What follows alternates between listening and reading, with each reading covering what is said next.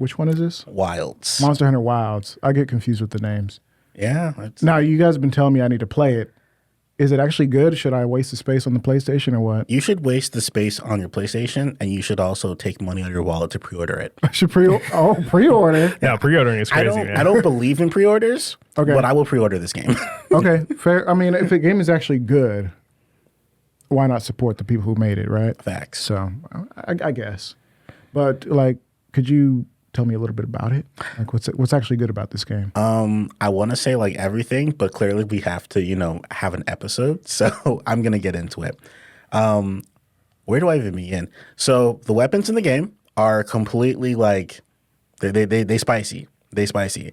What you mean? What you mean about? What am I trying to get into? What am I trying to get? So literally, I played I tried several different weapons. Whether it's hammer, heavy bowgun, great sword, all those stuff. Insect glaive. Like, if you thought Big fan of a great sword. If you love like crazy anime fight scenes, Monster Hunter Wilds was like, we're gonna just give you crazy anime fight scenes against giant monsters. Okay. Are we talking like quick time events, or is the combat just more big anime? The combat's just more big anime, more fluid, more just everything. It's more bombastic, you would say? More bombastic. Listen, if you're an insect glaive user, I want you to know you're gonna be inserting yourself on a monster and then just looping around it. Okay. Right? Okay. On the side. I know what I said. I said what I said. Yeah. Also, you can clash against monsters. Let's say, for instance, a monster's coming at you straight forward, and you're like, I'm not going to roll away. I'm going to tank this bad boy. You know what?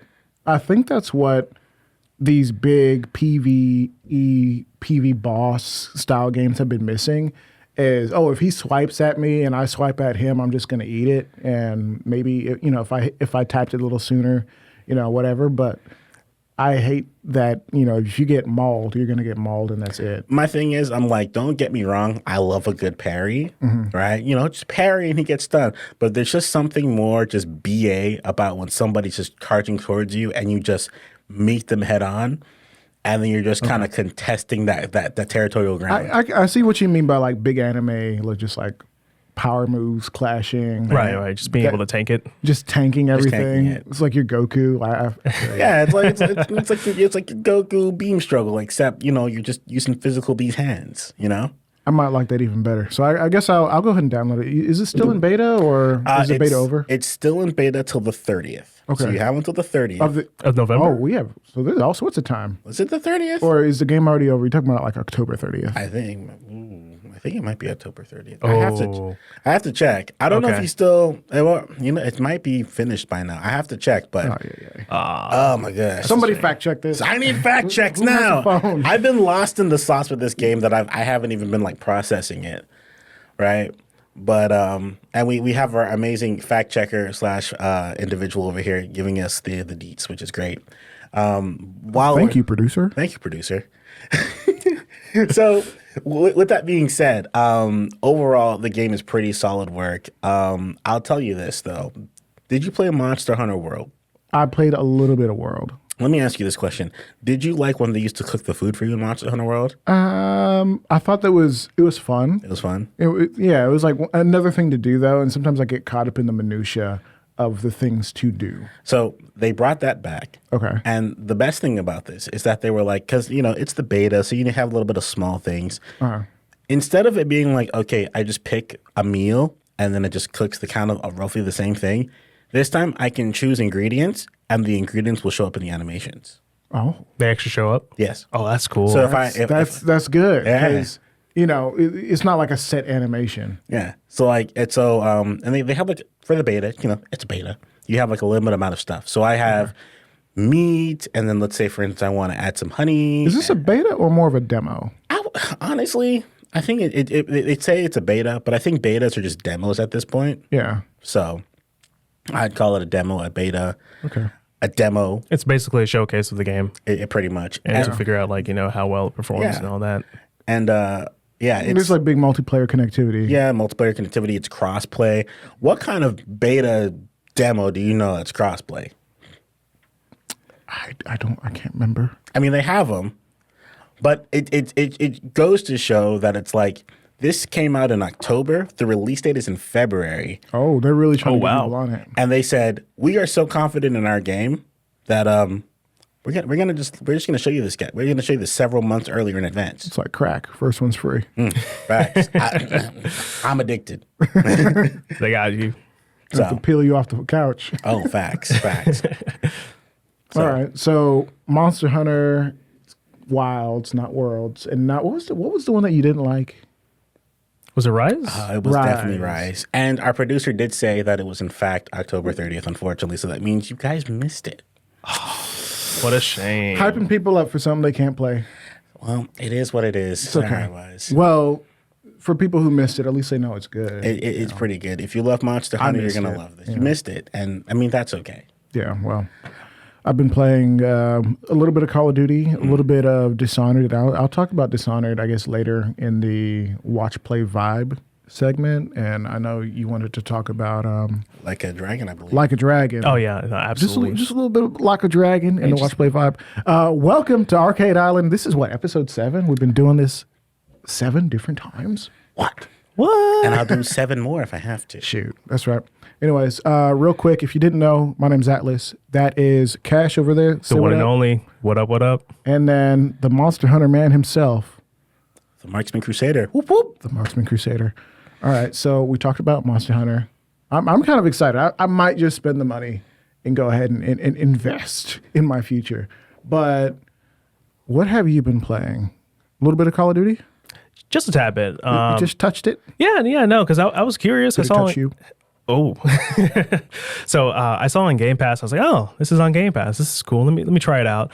One thing I absolutely have to hark on, and I absolutely despise that they're doing this, is that when you're downloading the game, you have to unclick so many extra add-on stuff in order to keep this file size down. Because the file size of this game is, I want to say, between like 60 to 80 gigs on its own. Which Just is the campaign. just the campaign on its own. Which is big. It's big, but it's not that big. But when you account for like Warzone and as well as like, the multiplayer experience, which is like another like 20 to 40 gigs, as well as like the 4K textures and whatnot, and as well as like, MW3, any DLC. Oh, and they want you to download MW3. They really do. I saw that because I went in and I downloaded it, and I only opted for 3 things. Right. But because of the stupid Call of Duty launcher that they're trying to make a thing. Right. I hear Assassin's Creed's trying to do the same thing with like a launcher so you can play all the games in one spot. Oh my gosh. Ubisoft, why? I don't understand. It's kind of dumb. Which I understand because of Warzone.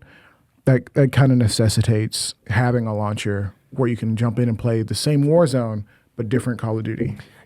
Honestly, I don't understand why don't they just take an approach that most, I would say, maybe like Japanese developers do, where they have the actual, like, hey, we have the Warzone game that's completely separate, it's completely standalone on its own thing. Like, it doesn't even need to require input from Call of Duty, Black Ops, or whatever stuff, right?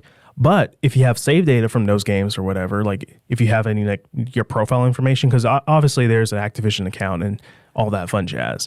If you have that information present, it will recognize it and then it'll proceed to upload whatever stuff you need over to Warzone instead. So that way you don't have to download it. I understand that, by default it selects it and you have to unselect it.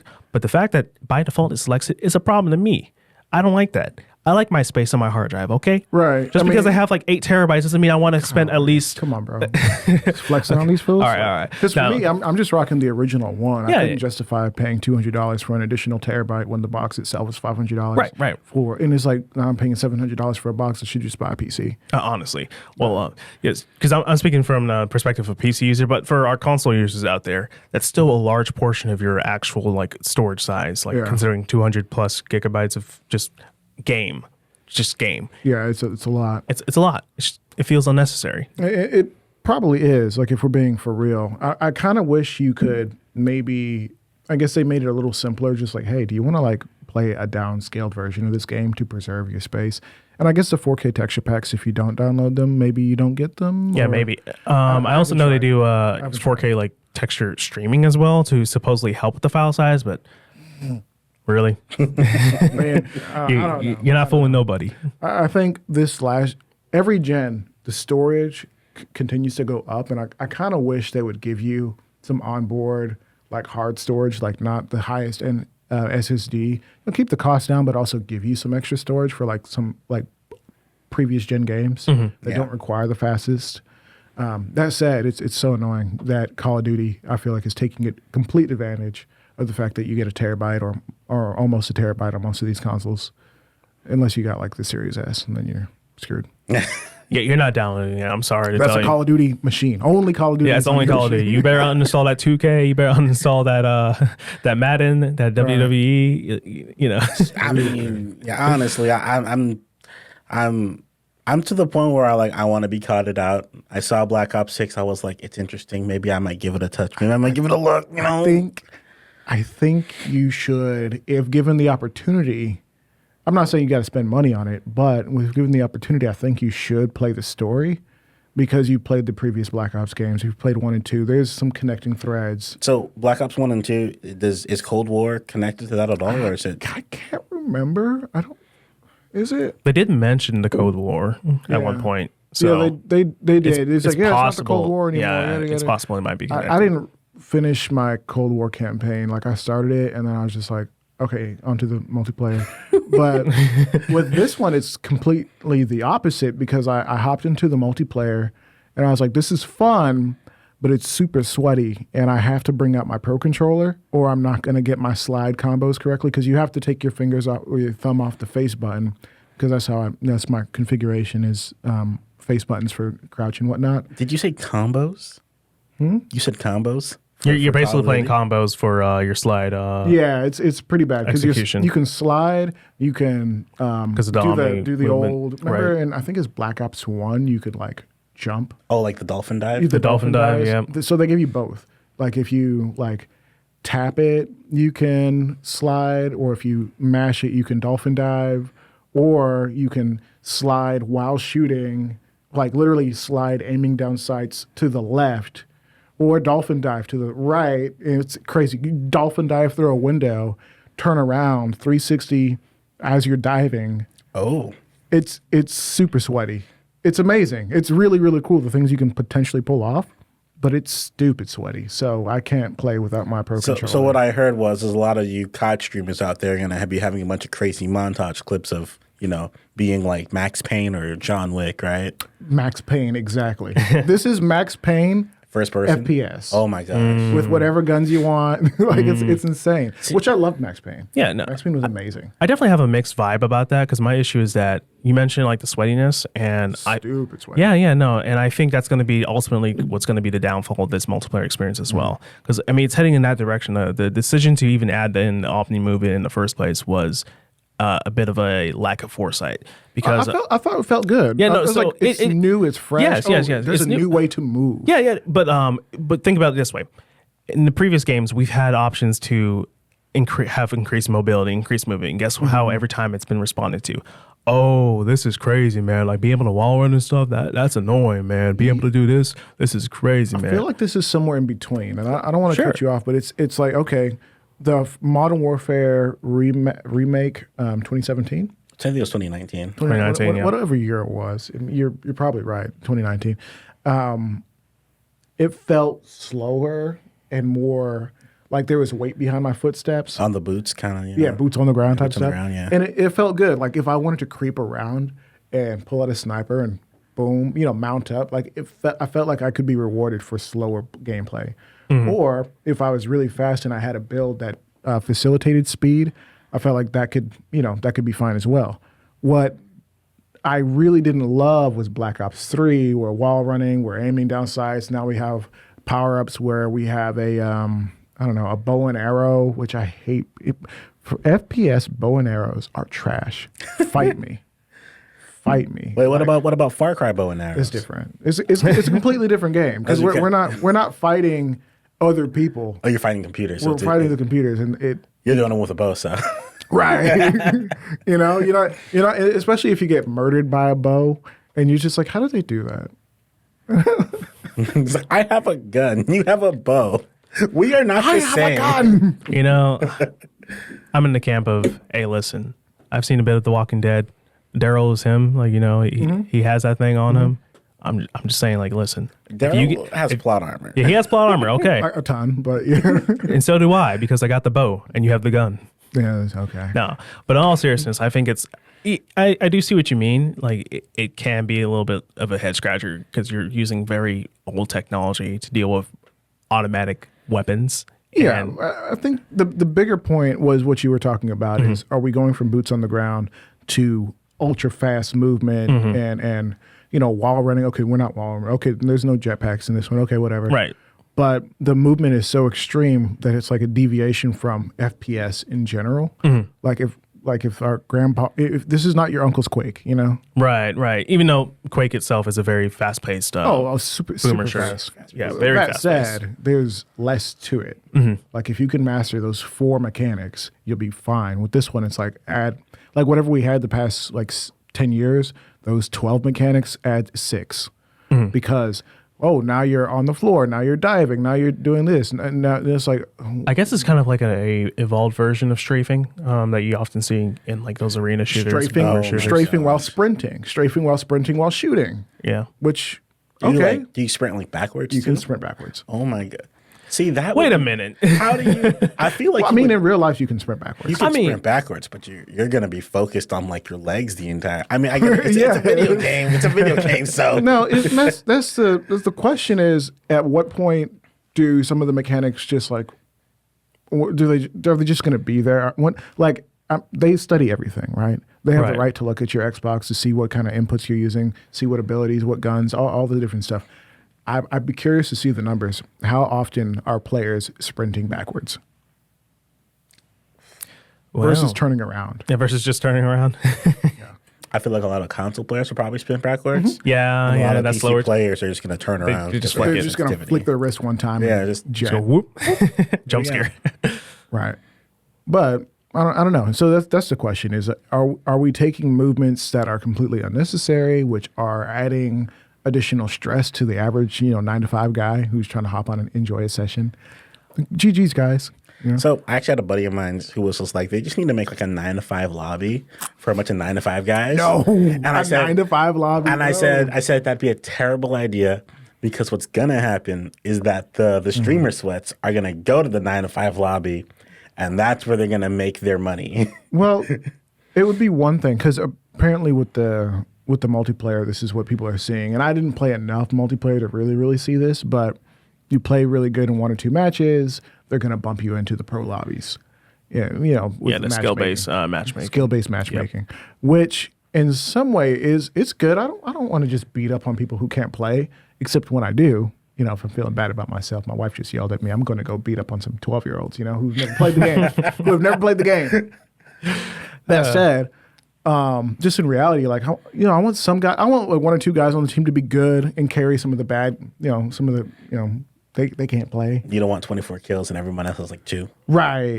That's awful. Yep. That's not great. If there's 2 or 3 guys on the team that are actually good, that's one thing. But I don't want to like 2 or 3 guys with like negative KD.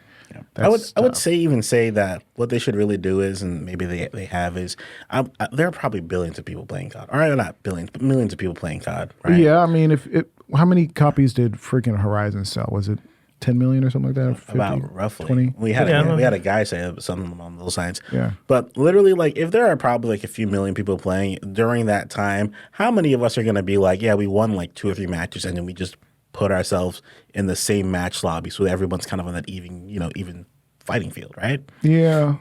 I mean, it's a good question. It's like, how should matchmaking be? Since skill-based matchmaking is not good unless you're in ranked. Good question. I don't know.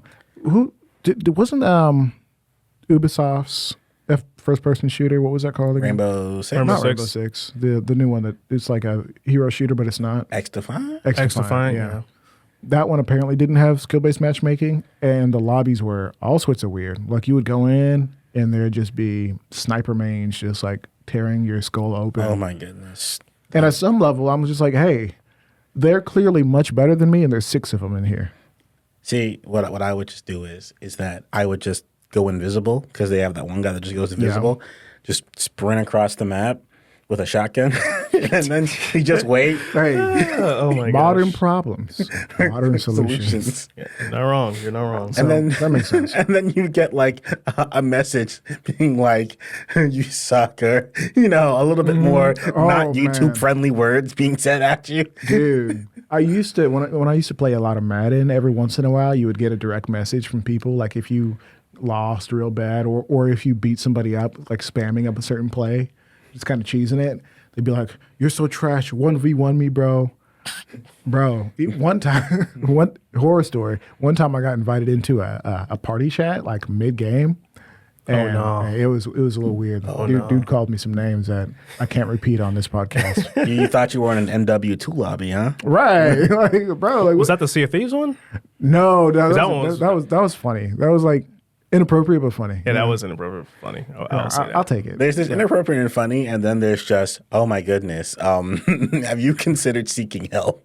Dude. No, for real. I'll just say it. And I don't want to like make the show about it, but dude was like sounded like he lived in a trailer, right? And I was living in Virginia at the time, so I'm like, whatever, people are gonna sound how they sound, right? And dude was like, "Are you colored?" Yo, And I was like, "What?" So are you just assuming that like all people who live in trailers is like, are you colored? I'm generalizing heavy. Everybody knows that. I'm not. I apologize for nothing. Double down, triple down. That said, big homie said, "Are you colored?" And his buddies in the lobby with us in the Xbox Live chat were just like, "What? Like, how you gonna ask him that?" Oh no. see, that's what we call that advanced level racism. Where they could just tell based off the breathing patterns, based off the fluctuations, the vibrations in your voice. Based off the vibrations in your Yeah, voice. no, You just be like, I hear some extra ancestors in there. eggshell white is a color, so I mean, aren't we all colored? Anyways, I don't want to make it about that, but I thought I look back at it and I laugh. At the time, it was a little weird. Right. But I'm just like, whatever. Like, Yeah, you gotta make light of it. You gotta make fun of it. it's not the end of my world. Yeah, speaking of making things fun, you play that new Jamboree, that new Mario Party, So or not? I bought it. You bought It's been it? a crazy week. I did buy it. Okay. Though I have to figure something out. Cause You gonna let me play?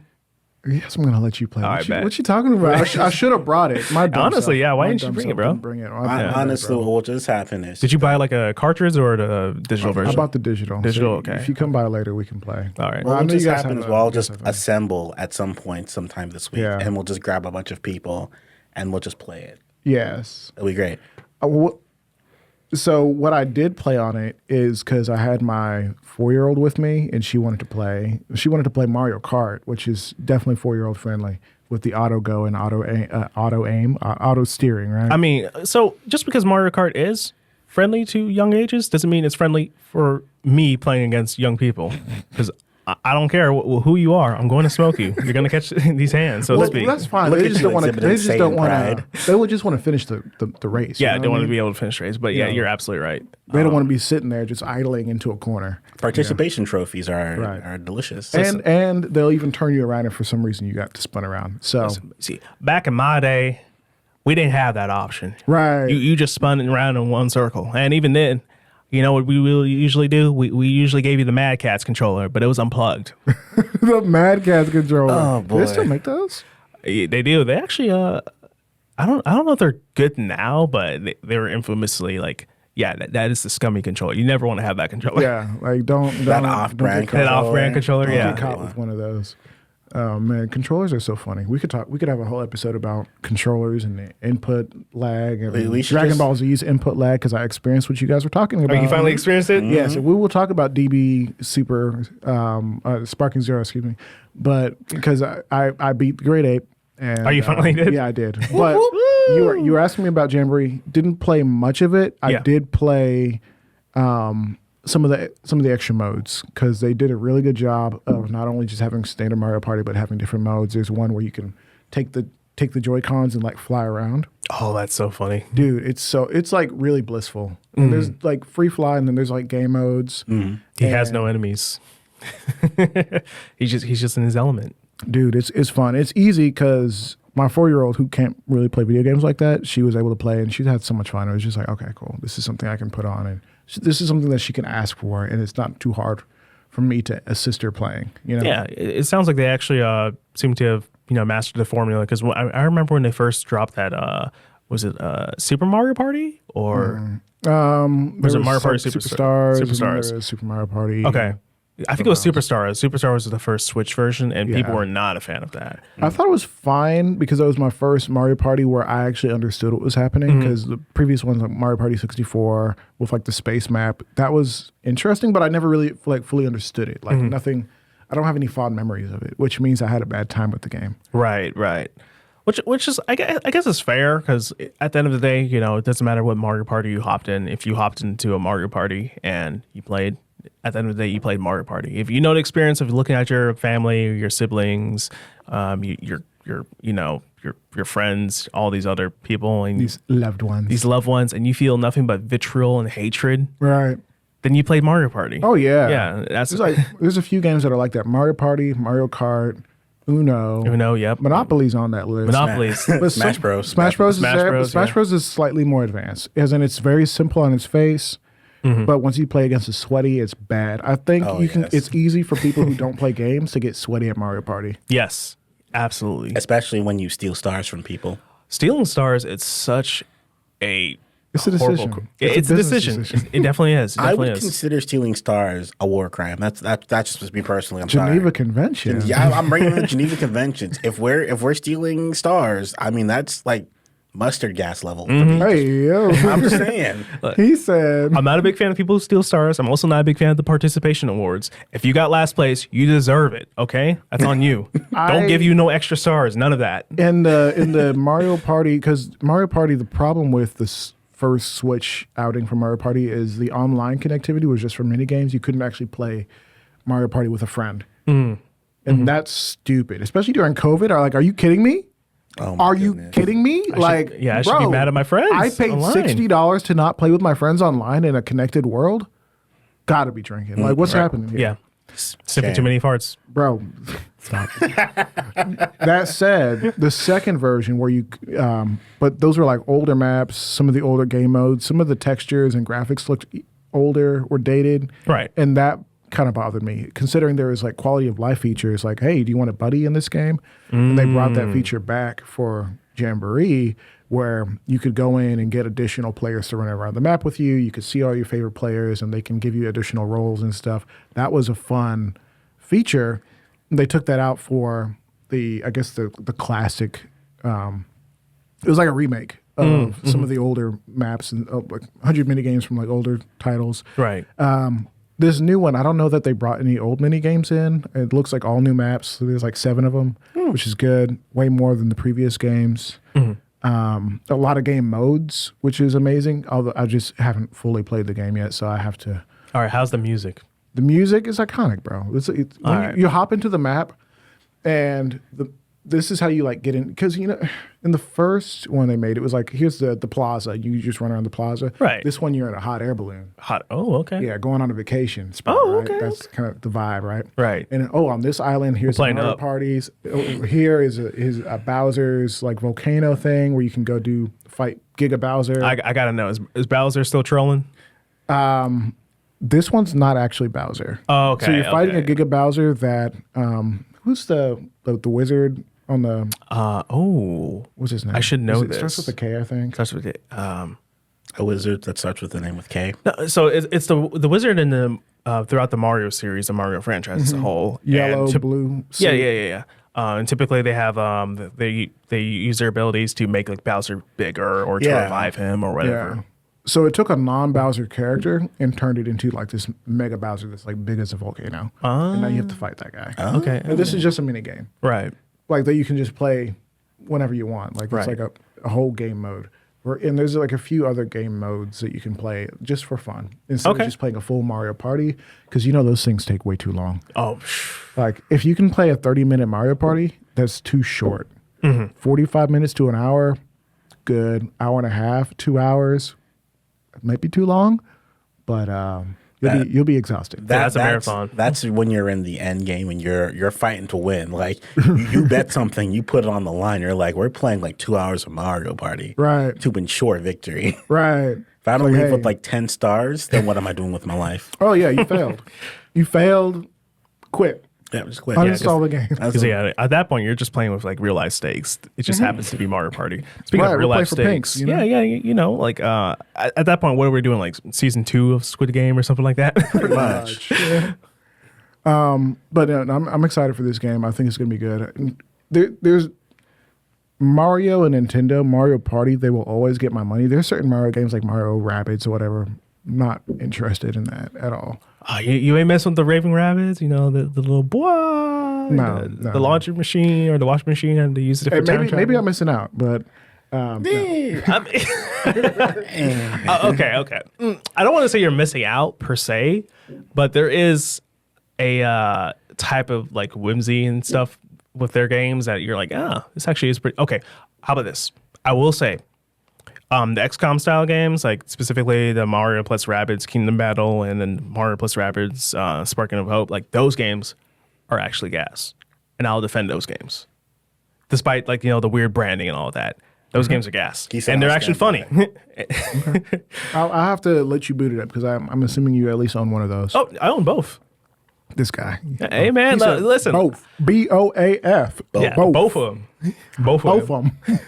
I own both of them. Yeah, because I played the first one. I was like, man, what is this? And I was like, oh snap! This is basically just XCOM, but like Mario. I can't be mad because XCOM is hard. Man, we got XCOM Mario before GTA 6. Hey. Well, that was, Oh my gosh, bro. years before. Yeah, that was years before. That said, anytime a Mario Party could drop tomorrow again, I'm gonna buy that. I hate that they have that over me. I'm gonna just get it. They got the chokehold over you. Yeah, I'm gonna just get it because that's just a game that me and my wife play easily. When I hook up with you guys, I say hook up when we get together and have a good time. No Diddy. That's a game we can play. No Diddy oil. You can literally, Oh my gosh. like give the controller to somebody who really doesn't play games like that. Or maybe they play, but they don't play that. Yeah, it doesn't take a whole lot to really get into it. And It's like figure out there's things certain games you cannot play with a group. Like Yeah, it's just not going to happen. Yeah, like Any battle royale, we're just watching you play. And yet, for some reason, it's always the Aaron and Nathaniel show somehow. Aaron and Daniel, Oh boy. Hey, I mean, listen, that's just how it goes sometimes. Like at the end of the day, there's always going to be those like the two rivals. Like you got your L and you got your Kira. Where they're facing off against That's each where other, the handicap stars come in. If Yeah. you want to get, but nobody wants to do that. Nobody wants to feel like they need handicap stars. And also the random participation stars that anger me because you can literally be on top and somebody else because the prediction said. Because when you're about done with the game, they're like, "Hey, we're going to predict that so and so is going to win." You're like, "That person's in last place, -3 stars." What do you mean? Yeah. What do you mean? They're in debt. Was it Somehow. not Jennifer Lopez, but who's the Jennifer from Hunger Games? Lawrence or whatever. Jennifer Lawrence. Yeah, with Jennifer her, Lawrence, yeah, with yeah. her meme. What do you mean? And what what do you mean? the hot ones. Oh, I love that meme. Anyways, the fact that when they're right, because you have to focus all of your energy into making sure they lose. When they're right, it fills me with so much anger. Probably even more so than like Rage. Just rage, just pure venom. I turn into episode 3 Anakin on the spot. Yo, Hey, yo. Or episode 2 Anakin, where he talks about what he did to not Those Tuscan Raiders? yeah Tuscan and not just the man, with the woman and the children. the children too. They were animals. Yeah, anyways. I don't want to. So there's that. I guess is there anything else we're supposed to talk about today? Ooh, there is a new Nintendo game. Speaking of Nintendo, that they're bringing back out, but you're the guy to talk about it. Anime head.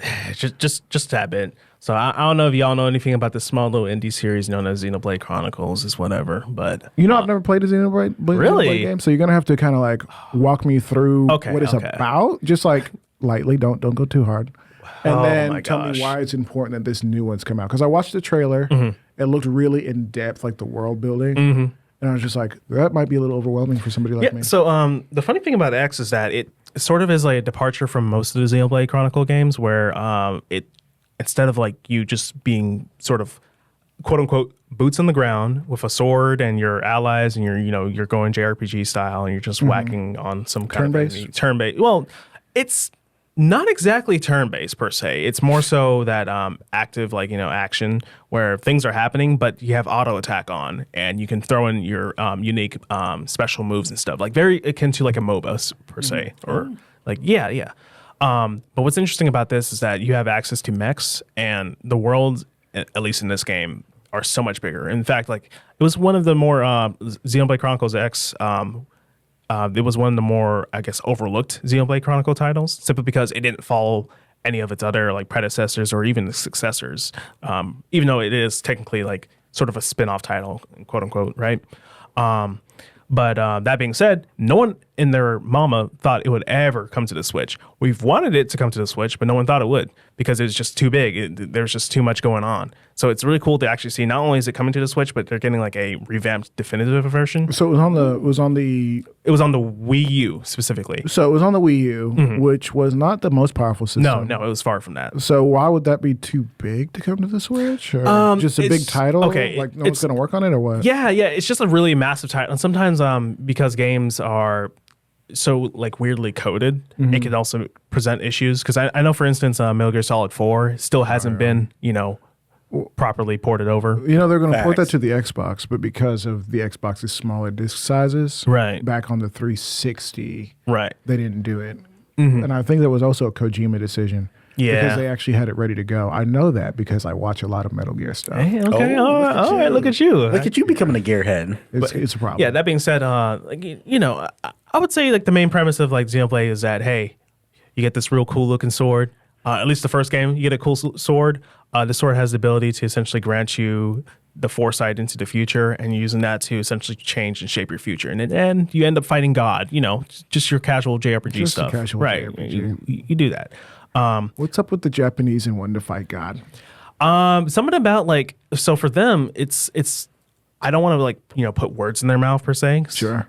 But this is a touchy conversation. This is a very. I kind of want to hear what you have to say. But from my understanding, it's sort of that concept of like, hey, you're striving and you're going up against a force that's so much more stronger than you, and despite all odds, insurmountable. You're still doing whatever you can to fight against this thing, not because you can win, but because you believe it's the right thing to do, no matter what. Kind of like the Halo series and Halo 4 when there was the Guardians. Yeah, well, I guess that would be... Was it 5? That was 5, but we're not talking about that. We can talk about 4 with the, the Didact. Right, it was a Didact. Was who was so much stronger than you. You cannot fight that man. You can't fight him. He just throws you around. And guess who ends up saving you in the end? Cortana. Yeah. Because she's her.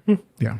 But that's that's pretty much the first game. The second game, I haven't personally touched it just because there's just been too much, how do I say, plot regarding that game. That being said, its story does seem interesting because in that game you have what are called blades, and blades are essentially people. Like they're still the swords. Souls of people. They're swords, but they transform to actually full on people with like personalities and stuff like that. Which that leans, it delves more into the whole anime aspect. The third game is depressing. Like it's good, but it's depressing. I still need to pick it up and play through the rest of it. But I got for the first like few chapters. You're essentially part of this army, and you're raised as like these child soldiers fighting against this war, that you were destined to be in, but you never really had any say otherwise. Like you were just raised, you're taught to say, hey, these guys are the enemies, we fight against them, we do what we got to do, we live for a while, and we die. That cannot win, or is this a war that it's a war that's just been going on and on and on, going forever? And pretty much these two sides are fighting against each other, trying to gather up enough energy for their massive super weapon to defeat the other side. And it's wild, like it's crazy, but it's really depressing because you realize that these people have been raised from like little tiny children to fight in this war that they have no real say in, like no real I would say agency per se. But it's a really fascinating title, and I still need to play through the rest of it. But from what I played through, it was pretty interesting. It was cool. That being said, it does suffer from that issue of like it starts off like slow, and one thing Xenoblade is absolutely known for is that if you attempt to go somewhere where you're not supposed to, and you try to pick on something that you're not supposed to pick on, it will proceed to skill check you so hard. And it's not just skill checking you. It's like, hey, listen, little man. Like, listen, nephew. You ain't built for this yet. Go home. go on your actual quest. Come back, and then you can, throw hands with me. You know what I thought was really interesting? The Breath of the Wild. Like if you had the prerequisite skills Yes. you could fight bosses that were not that you're outclassed like tremendously. Then Absolutely. You can actually beat the game pretty much as soon as you start. Yeah. That said, should you try to do that, or is the game going to grind you into dust trying to do that? You know, If you don't know what you're doing, it will. It absolutely will. I mean, same thing with like Guardians were designed to be like, hey, you know, it's early on, you're not going to be able to fight these things. These things are pretty much insurmountable. But as you get throughout the game, you get stronger, you get more items and stuff. Then you find yourself in the process of being able to actually take them on. Because I mean, when you first like start off from the Great Plateau, you get like access to like pretty basic like wooden shields and stuff. Yeah. And you learn how to parry as well as like perfect dodge and stuff like that. And But I think you can fight like a broken down guardian on the Great Plateau. Yeah. And you can learn about why they are what they are. yeah, why they are what they are, and also like the whole laser thing where you can parry the laser. Yeah, which it's a big deal. it's a big deal because early don't know on, how to do that, you die. It's an instant death. one tap. You one tap. You Right. die. But later in the game, you get access to, without spoiling anything. That being said, y'all should have played this game by now. It came out in like 2017. What's wrong with you? You're late. You're late. That being said, when you get access to better gear and especially like more hearts and stuff, you can actually withstand a hit, like a full-on blast, and you'll survive, even if you mess up the timing. But there's also a shield that is designed to just reflect back the blast on its own, which I'm like, listen, That's a cheat. it's cheap. Real men, or real gamers, sorry, let me change it to that. Real gamers, they go out there, they get their pot lid, and then they parry those blasts They said with the cast iron. with the cast iron. Let me solver. Yeah, that's what we do out here. All right. But if you don't got what it takes, then fine. I guess you could use the Hyrulean shield or whatever. Right. So there's that. I mean, getting back to X, why is this game a big deal? Or did you already talk about it? I feel like you didn't. I think I dabbled a little bit into it, but basically it's one of those games where it's like mad slept on. It's a mech JRPG title, which if you know anything about mech games or mechas, they don't really have like a whole lot of I guess say in the mainstream. Like people don't really adopt them as often as they would other games, especially. I mean, it's a miracle that Armored Core did as well as it did. Yeah. But despite People were ready for it. yeah, but despite it's overly complex in a lot of ways. that's kind of the issue with these mech titles, and I think it might also slightly suffer from that. But that being said, I still think it's one of those games where people should be like just keep it on their radar, keep a lookout for it, and give it a try. If you don't like it, then It's a game you didn't like. yeah, it's a game you didn't like. But especially if you're the kind of person who's really trying to get into Xenoblade, but you're not really vibing with most of the stuff that you got going on throughout the main 3 titles, then I would highly recommend this game because maybe it'll just be up your alley. Because I mean, 'Cause let's it's be different. honest, yeah, it's different. Like who doesn't like giant robots? Come on, man. I don't know. Megas XLR, Zoids, Gundam. That's like the big one. Transformers, Yeah, there's that too. yeah, I was more of a Zoids guy than a Gundam guy. Like Voltron, yeah. I guess. Oh, we're talking specifically Mechs, yeah. Voltron, yeah. yeah. But yeah, I love it. I think that's good. Now, watching, playing, listening. I know you've been playing some, or watching, playing, watch, play, vibe. You've been playing, what was it called? Is it Yakuza? Which one? All right, let me take you down the path. Okay. So I'm just going to say, just for simplicity reasons, the Yakuza games where Kiryu is the main protagonist, I'm just going to call them Yakuza. But the games where he's not the main protagonist or it's a spin-off title or whatever, I'm just going to call it a spin-off title or whatever it's like name is. Like a Dragon. So Like a Dragon is like when they transition from Kiryu being the main protagonist to Ichiban being the main protagonist. And he's the guy with the afro and all that.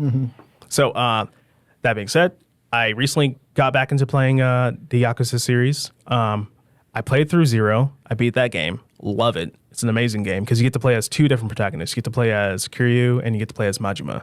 And if there's anything you know about Majima, is that this guy is wacky. Like, think of the Joker, but like, honestly, like the Joker if he leaned more into his zaniness, but also if he was like somehow roided out in a very lean body, which is very unusual to like say. Lean roids, yeah. Yeah. No, because Just like ultra cut or just so he's like ultra cut. But that being said, he could still like throw hands with just anybody, and he's constantly looking to throw hands of you, the main protagonist, because of reasons. Just reasons. Yeah, he's it's very much so like a one-sided relationship where he's like, oh, I'm obsessed with this dude. I'm just gonna constantly cause problems for him because it's fun for me. So Batman and the Joker. Batman and Joker. That I wish I was joking, but that's pretty much what it feels like at times, where you're just minding your business. You're So Kiryu, he's a type of guy who he tries to do what's right, but usually his solution for doing what's right is to just punch it. So he's a little bit of a crash out, but not as bad as like obviously Majima, who just goes there to start problems. Kiryu just happens to be there, and problems follow him. He's just trying to do his thing. Luck. Yeah, he's trying to do his thing, and on top of that, he also tries to, he grew up as an orphan. He had a brother named Nishiki. The two of them were pretty well close to each other. They ended up getting adopted by this guy named Kazuma. He was a Yakuza himself, like a patriarch. And basically, they got indoctrinated into the Yakuza, and they're having a pretty decent life. It's not that bad, except it's kind of bad because things have pretty much gone south. In the first game, you're fighting over some plot of land because someone died there, and for some reason, all the big families are like beefing over this plot of land, and somehow you get roped into that whole situation. And throughout the process, Kiryu, he ends up realizing, man, I got to get out of this. So he leaves his Dojima clan, but then only to get dragged back into their nonsense again. So he has to go in there. He throws some hands at people. The day is saved. Things are all good and dandy, except things are not. We lead into the next game, which is Kiwami 1. Kiwami is a remaster or a remake of the original Yakuza 1. Okay. So we start off with 0, which is a prequel, and that features both Kiryu as a main protagonist and Majima as a main protagonist. Was it Yakuza 0? Or? Yes, it's called Yakuza 0. And that was the prequel. Yeah, that was a prequel. Okay. Yep. And that's the game where you get to play as Majima. You get to have your own little real estate business going on. You get to run a cabaret club. It's awesome. It's great. Nice. Yakuza things, right? Because they have a really good balance between being so serious and just dramatic and like a deep, like I would say you're caught up in this drama. And it's so engaging to the point where you're like, man, there's a lot of terrible things that are happening, but I'm fully on board. This is awful. It's kind of like heavy stuff. It's heavy stuff, right? But then they'll juxtapose it to, hey, I'm walking down the street and some random dude who is in nothing but his underwear is like doing funny dances to me, and now I have to address him because for some reason he met eyes with me, and now we're going on this whole crazy subplot. Or now I'm finding myself engaging in racing these RC cars as part of like this whole pocket circuit thing. And let me just tell you this. The whole pocket circuit lore is so deep and it spans across so many different games for some reason. I don't know why. It just does.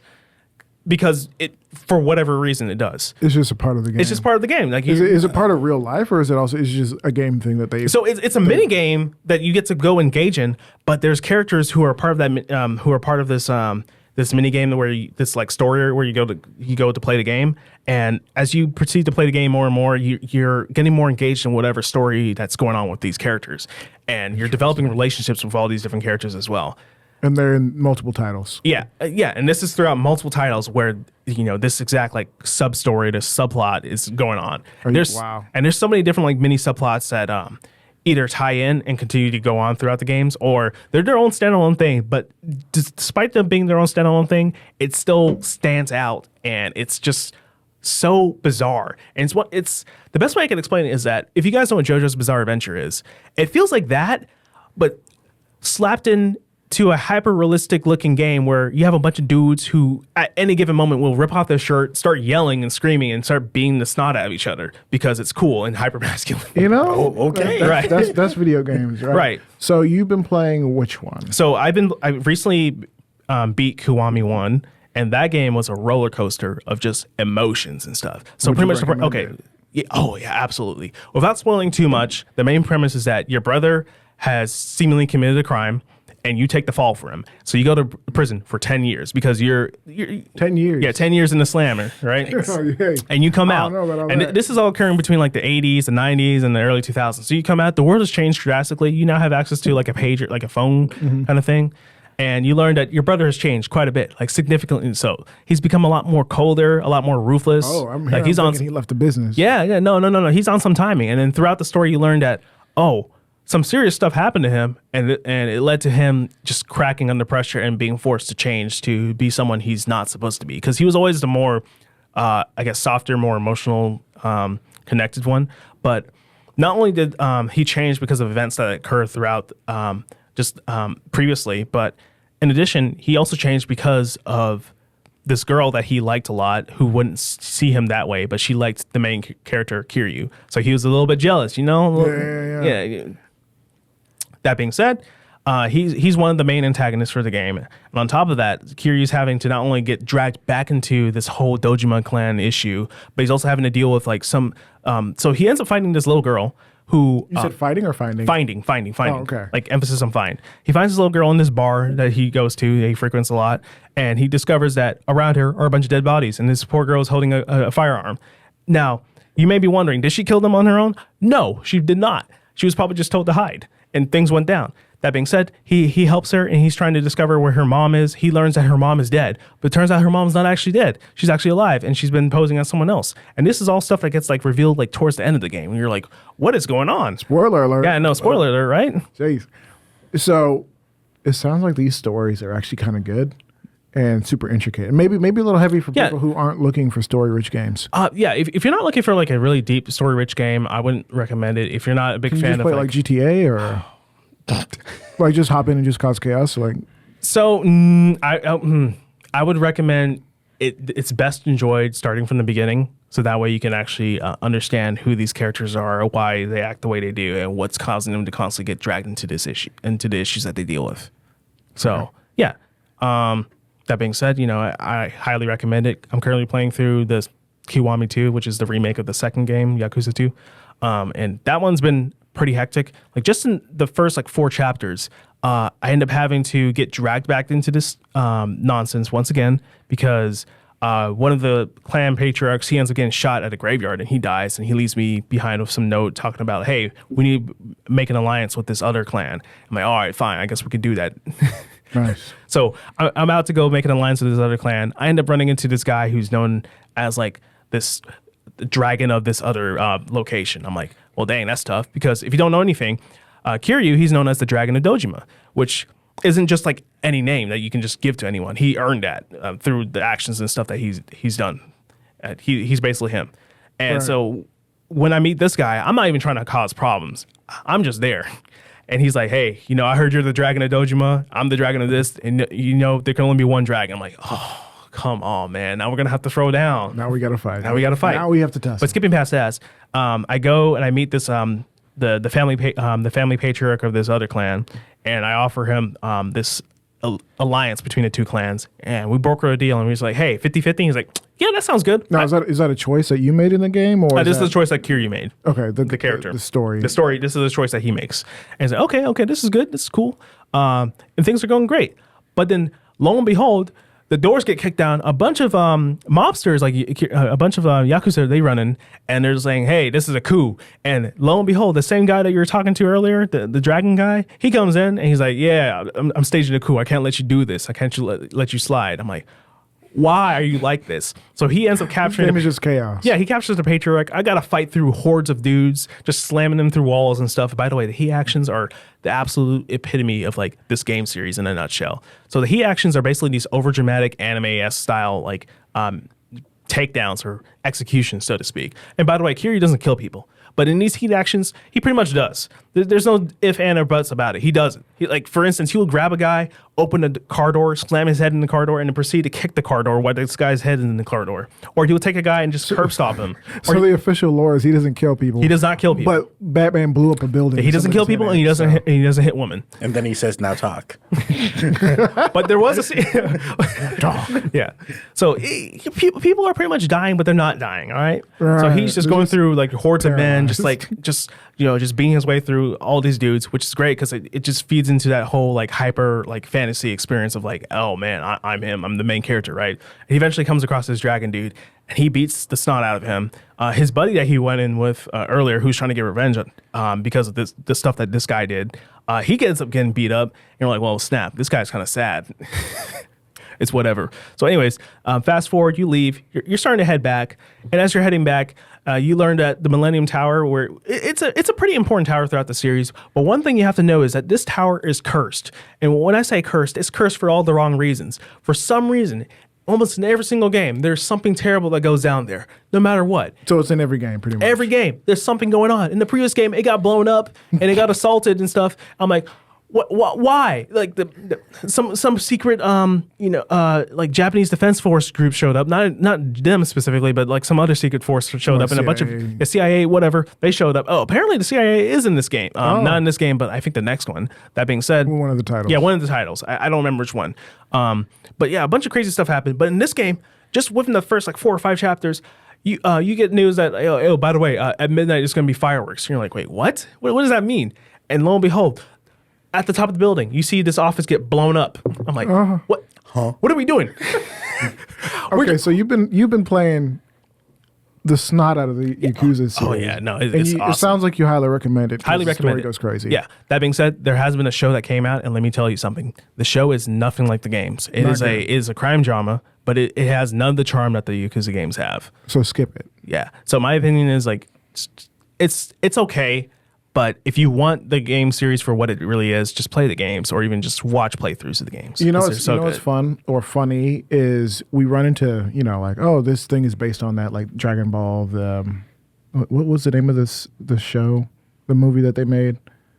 Oh, Evolution? Dragon Ball Evolution. Oh no! Which, if you look into the creation of that, basically the studios were like, we're gonna loosely base it off of Dragon Ball, but it's not Dragon Ball. Like we know it's not. And they didn't even tell the actors that until it was too late. So if you watch Dragon Ball Evolution knowing that it's not Dragon Ball, it's just somebody's fan fiction, it's less bad. If you probably, I'm assuming if you watch the Yakuza series or even some of the more modern stuff that we watch, right, knowing that it's just kind of loosely based on it, it's not going to be true to anything that we love. Yeah, it's rough because they pretty much, so it was another situation where they told the actors, like, hey, don't play the games, don't engage in that media at all, because we want you to have a unique experience, which on one hand, I get it, but on the other hand, I'm like, dude, if you're going to tell them to do that, but then still have the characters very eerily similar, what's the point? And on top of that, you're also changing. Why are we calling it the name of the thing? Just say it's like a spiritual successor. Just call it something like, for instance, there's a spinoff series called Judgment, which takes place, I'm not exactly sure where in the timeline it takes place, but the point is it's part of the Yakuza or the Like a Dragon series as a whole, but it's its own like standalone title where you're pretty much playing as a cop, like a detective. Nice. I'm like, dude, it sounds like they wanted to make that like the Judgment series. Why not just make that instead and say call it like, I don't know, Judgment, a Yakuza like series or whatever. No. Or like a Dragon series or whatever. I will never quite understand Hollywood executives and big game executives because they make weird choices, and we always find out at the end, the developers, the actors, the voice actors, they didn't want to do that, but he who handles the purse strings controls the world. Right. So I guess that's that. My last 2 cents about this is that I'm not expecting you to be like a Henry Cavill where you know every bit of lore about it all. Like you're hyper Henry Cavill nerd. might be a little bit autistic, which is fine. Yeah, he might be, and we love him for it. Yeah. That being said, at the same time, if you're an actor, like your job is thespian. and a thespian, someone whose job is to portray a certain character a certain way. I expect you to kind of do your basic homework, like study, like you're doing a character study, right? Based on the canon. Yeah, based on the canon. Like how else are you supposed to know what you're getting into? Like for instance, anytime I see like those comic book portrayals, I expect these people to have at least maybe read 1 or 2 of the comics, or like, have an idea of like, hey, maybe this character is supposed to be like this. Now, is it like that? No, unfortunately it's not. And sometimes it turns out fine. But that being said, usually what happens is that you have people who know the comics or who know the original source material, and they're involved in the production of this project, so to speak. You know what I love? And I'm wrapping up the Yakuza thing, kind of talking about movies in general.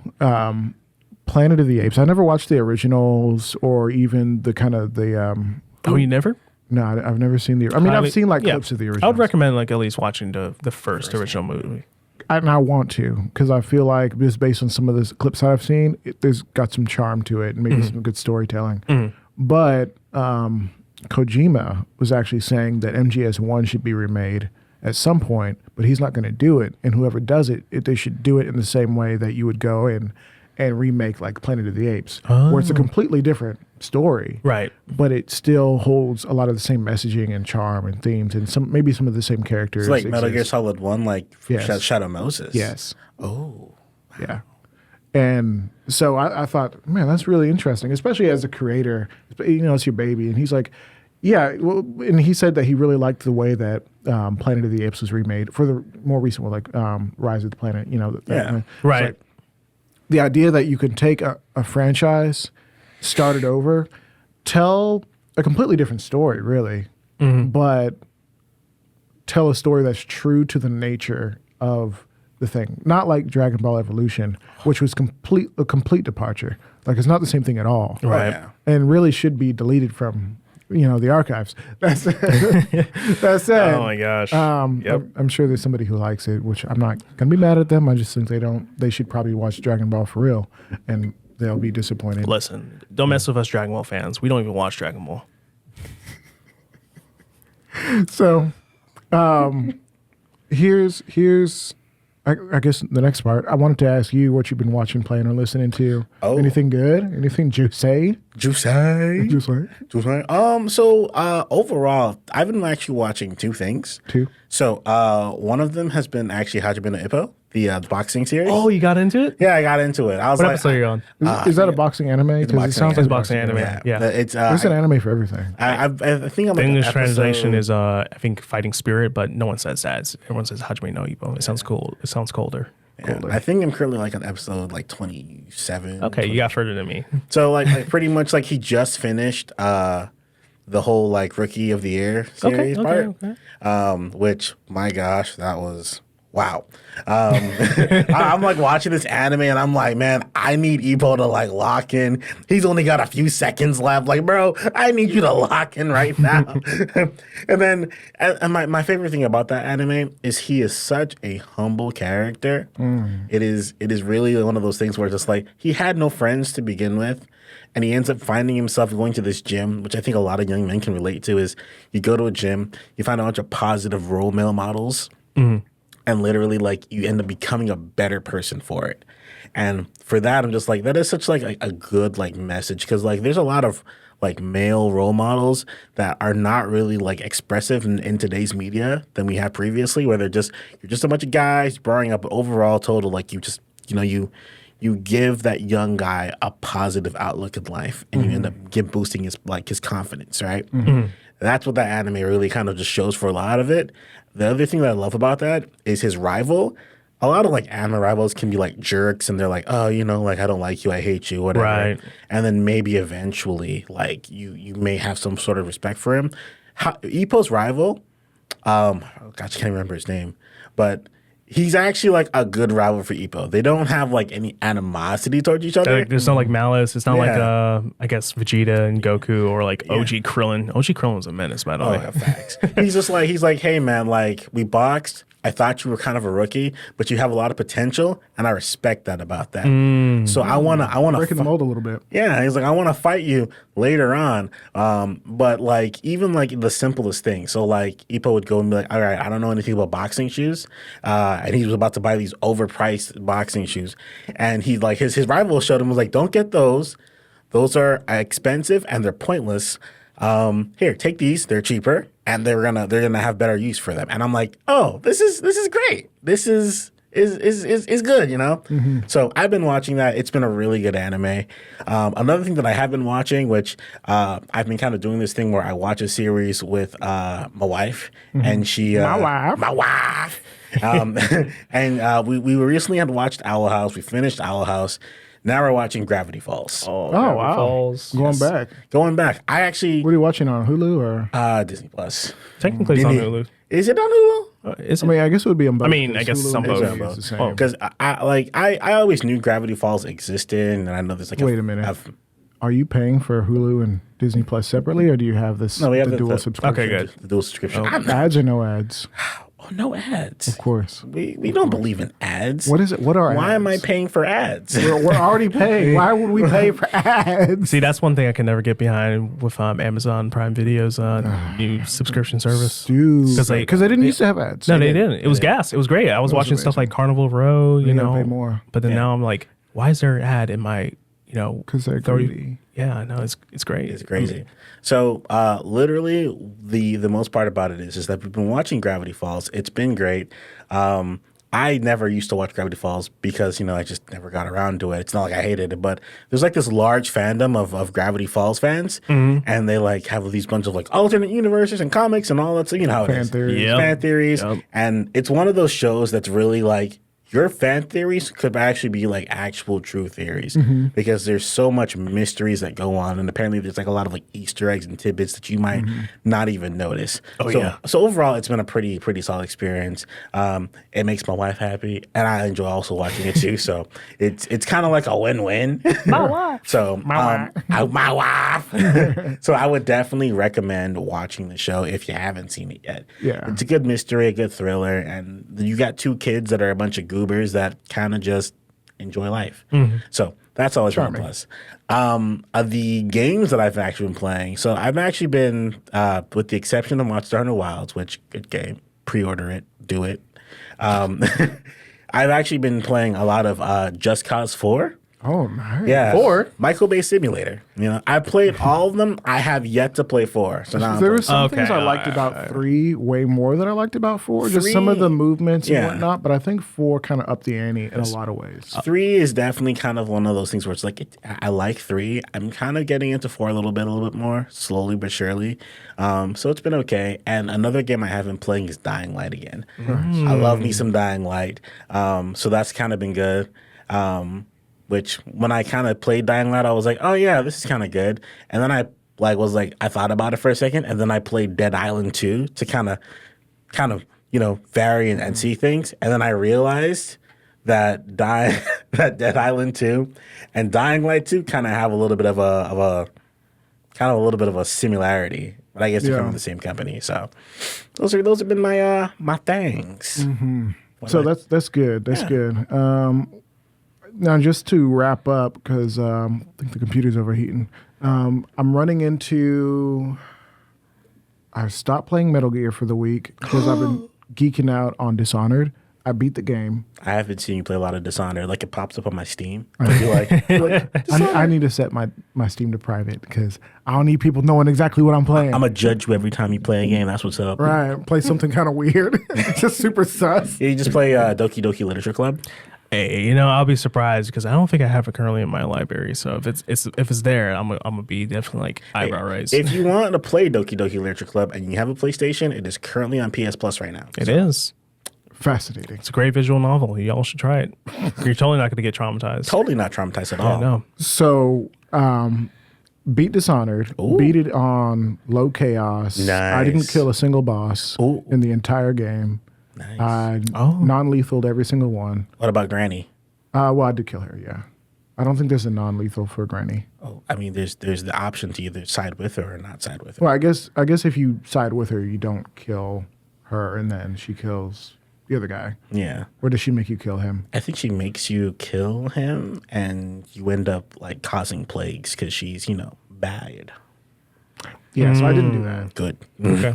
Yeah, she's like, I walked in the room and she's like about to sacrifice this man, and I'm just like, yeah, I just walked up behind her and cut her throat. And I was just, sorry, No. Granny. We had a lot of fun. You were a sweet old lady. I have no regrets. And then she did supernatural stuff, and I was just like, you're done. You're done. Like, I would rather work with a mobster and a fiend. Oh yeah, at least the mobster and fiend isn't, you know, summoning, you know, plague rats. Right. Like, I can kill you easily. You're a problem. Yeah. So Back to hell. with that being said, you finished the first game. Are you gonna play the second game? Do you have the second game? I think I do. I might have to check. Yeah, I probably do. I'll have to check. I'm likely to try it. I see it plays a little differently. It's got updated graphics, which I feel like this is one of those titles that if it was remade or remastered, it could look really good.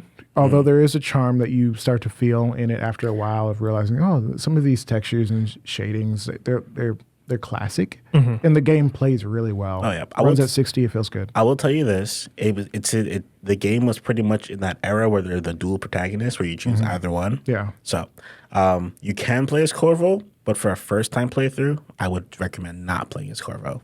Interesting. Is it because I know she's got some different abilities? She has different abilities. Okay. Corvo has the same abilities pretty much from the first game. They're maybe slightly altered, but overall the same. So I would suggest trying out his daughter, because I think it's his daughter or whatever. Emily.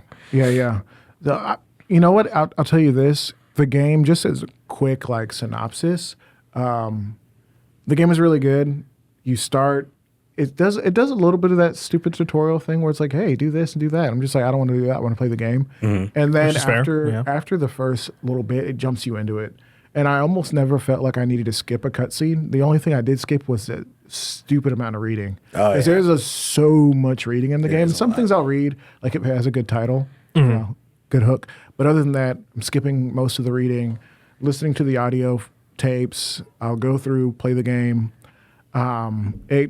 It's really short. It's like 9 missions, but each mission can be tackled different ways. And I want to go back through and play certain levels, knowing you can do this completely non-lethally really fast. I would even try high chaos at some point, which is just you just going buck wild. Yeah, I'd have no problem with that. But I did want to try some no-kill, I only did one mission with completely undetected, completely no-kill. Hey, that's what's up. But all my levels were low chaos, just because I'm trying to get through the game and play it like a real stealth game, considering that we talked about that 2 weeks ago. And I was just like, okay, if you're going to play this like a stealth game, how can you do it? And early on, I tried let me not try to see through walls, because you have the ability to temporarily see through walls. After a while, you kind of have to. If you can't see through walls, you're going to get destroyed. But at least there's an explanation how to see through walls. There is an explanation, and it's not, I don't think it's completely opaque, because it taxes you. Yeah. There's a give and take. You can't see through walls and just, run the table of all the different abilities and just be this overpowered freak just sliding through. Although I'm sure you could play that way. But the game rewards you for playing a certain way, and that's kind of like the canon story to a point. Yeah. I think. You just have to play the second game and find out. I guess so. So that's what I've been playing. I started watching last night Dragon Ball Super, and I'm so annoyed because there's so where did you start off with? Filler, episode 1 of Dragon Ball Super. So here's my recommendation for you. So much filler. Yeah. So filler can be... It depends. It depends on what type of filler you're dealing with. Because I know there's a baseball filler arc, not arc. Sorry, there's a baseball filler episode or 2. Those are great because Yamcha gets to shine. Yeah, which I have no problem with that. Yeah, but, that's fine. Can you give me some reason why the story is going, and not just Beerus for 30 seconds destroying a planet? So that is it's less of a filler thing and more of hey, this is how we handle our build-up for certain threats and such like that. And specifically, I know that OG Dragon Ball had that issue, especially with Frieza. The whole, hey, 5 minutes and, anime time is 5 minutes is 5 hours. I almost felt I don't know, maybe rose-colored glasses, but I almost felt like Z, it was taking you through Snake Road, but it was progressing him as a character. Yeah, so here's the issue. So Z was notorious for having a crap ton of filler. So much filler. It had so much filler. So I went through and I rewatched Kai, and I'm on the final season of Kai, which is the Buu arc, and let me tell you, it's great. I love it. That being said, there was a lot of scenes where, the characters are completely still. They're having their monologues going on. They're standing off and they're staring at each other and yeah. And they slightly move towards each other, and then they get to the jump cut of them boxing and stuff. And Kai was 100 episodes altogether? It was 98. I want to say between 92 to 98. Versus original, and which was seasons. Yeah. So, and that's, we're just talking about from Saiyan Saga all the way up to the Android or / Cell Saga. That's the 92 episodes. And then the additional 60 something is from the Buu Saga, I believe. 40 to 60 episodes. From but even still, it's a lot. That's digestible. Yeah, it's digestible. Which is a lot. It's still a lot. Yeah, it's more in line with how the manga's progression and how they handle things. Because there's a lot of just specifically anime filler stuff that you don't realize it isn't supposed to be canon to the story until you pick up the book and read, or if someone tells you who actually read the book. Right. Yeah, I was actually watching a video about that the other day. Shout out to those YouTubers. And I'm just like, oh, that wasn't in there. Oh, If I had to, and this is not like a sponsor or anything, but totally a shout out to Totally Not Mark. Totally Not Mark is great. Really great at He's Dragon amazing. Ball Z lore. He's amazing. He's great. Carthus hit Dojo. He got hit by Toei because Toei was on some nonsense because of Japanese copyright laws and stuff, and they were hitting him because they believed like his work was their work, but he was just really good at drawing stuff. Oh wow! I'm like, dude, you're getting mad at him for making completely original work that is just depicting your IP. Fascinating. Yeah, I'm like, that's kind of ridiculous. Yeah. Y'all tripping. That's why. And if anything, he's helping the franchise stay alive. That's the thing. I don't know. I feel like Dragon Ball is a little ungrateful sometimes because they go like 10 years between series and then they get mad at people for talking about their work. That's so dumb. That said, I've been watching that recently. I haven't got super far because it's like. Did you watch the? Okay, so here's my 3 episodes in. Okay, here's my recommendation for you, so you can just skip ahead. Watch the Battle of Gods movie because it condenses like the whole like Beerus arc really slim. Then watch Resurrection F. Resurrection F is so awful because they do so many stupid things with it. That being said, the animation speak. It's good. The Resurrection of movie is terrible, or the episodes? The episodes are awful. The movie is okay, but it's still not that much greater because like there's a lot of like stupid decision making that goes on. Is that the Freezer? Yeah, that's when Frieza returns. Without like spoiling too much, it's when Frieza returns and Goku and Vegeta are currently off planet. And Gohan is a total disappointment. Yeah, of course. Gohan disappointing again for the 9 millionth time. Gohan, no. Yeah, and then after that they have the Gohan fans are sad. And after that, I think you can jump into the Universe 6 arc, where they have the Universal Tournament. No, between Universe 7, our main world, versus Universe 6. Because that's where a lot of the characters come from. Yeah, that's where you have like alternate Saiyans and whatnot. So and after that, you jump into the Goku Black arc. Not going to say anything about that. Start off really strong, got really weak towards the end. And that's what I would say about Dishonored, if you play on the good ending, is that last fight is a little soft. It's not a fight. You can kill him however you want to. Yeah, I would say the high chaos ending definitely is a lot more different because like all the guys are kind of a little bit more on edge. Yeah. I mean, like you played. I don't know if you want spoilers or not. I won't spoil it, but pretty much, if you high chaos the entire time, a lot of things are different at that final mission. Yeah. I wonder if there's any missing missions except for maybe like the Granny mission or. What? I wouldn't say some of the missions are missing wise. I think they just have alternate kind of reactions. Like a lot of characters will treat you a lot differently. A lot of people will either survive or not survive depending on your low and high chaos. So that's kind of a thing. Okay, yeah. So like if you look like, and like I said, if you'll notice a difference. Like you'll be like, oh my goodness, I guess my high chaos was a consequence, and now all these people died because of it. And these are like people that you know. So. Fascinating. Yeah, I'll tell you what, I was never so happy to get ready to go kill people when I'm finally making it back to the home base. That's such a crazy thing to say. Right, in the game. In Minecraft. In Minecraft. But I was just like, they really left me to die. Yeah. These boys left me to die. For what? For their selfish ends, for the selfish means. I had to go fight this guy, and I let the other guy live, which I think is actually canon. But it's like super wild. And then I had to fight my way back. We love a good drama. Oh my gosh, I was so tight. I was like, "Are you serious?" Yeah. He's getting the Yakuza feel without even actually playing the series. Like that's how I feel, bro. I'm getting tied into all this. Like I went through hell and like back, only to get sucked back into this nonsense and being slapped around, bro. I had to save a whole tribe of people stranded with the plague virus behind a thing. And I had to fight all these tall boys. It was a mess because the tall boys are the scariest. I don't even waste my time fighting the tall boys. Tall boys are ridiculously strong. They are. They're broken. Unless you're doing a high chaos run, there's no point in fighting them. Yeah. You just sneak away because you say nope. Because even their weak spot isn't really that weak. Yeah. Like, you can get it, but it's kind of a low percentage shot. It's like a stealth person fighting a tank. Right. Like it's not avoid them because they can see you. They can see you. They can see you. Anyways, we got to wrap it up because we've been going on forever. Guys, thank you so much for watching, listening, playing, whatever you're doing. Let us know what you want from us. Do you want streams? Do you want more of this? What do you want? And guys, let's sign out. This is Atlas. See you next time. It's your boy Cash. I'll be back. Marksman Crusader, drink lots of water and stay hydrated. All right. DJ, sign us out. Peace.